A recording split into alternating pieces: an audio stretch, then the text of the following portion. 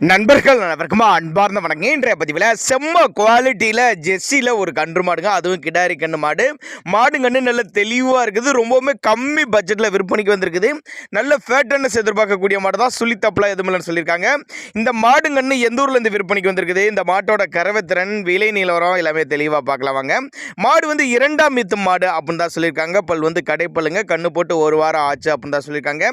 அழகான கிடாரி கன்று தான் இருக்குது. 2 வேலை சேர்த்து ஒரு 12-13 லிட்டர் தாராளமாக கறவை எதிர்பார்க்கலாம். கறவை வந்து கறந்து பார்த்து எடுத்துகிட்டு போய்க்கிங்க. சேலம் மாவட்டத்தில் வந்து விற்பனைக்கு வந்திருக்குது. சேலத்தில் இருந்தால் தமிழ்நாடு பூரா டிரான்ஸ்போர்ட் வசதியை அரேஞ்ச் பண்ணி கொடுத்துடலாம் அப்படி தான் சொல்லியிருக்காங்க. தண்ணி தீனிக்கு எந்த குறைச்சல் இல்லைங்க, மடிக்குச்சம் கிடையாது, கறவைக்கு காலணிக்கு தேவை கிடையாது அப்படின்னு தான் சொல்லியிருக்காங்க. நல்ல ஃபேட்டனஸ் எதிர்பார்க்கக்கூடிய மாடு, அழகான கிடாரிக்கன்னு தான்.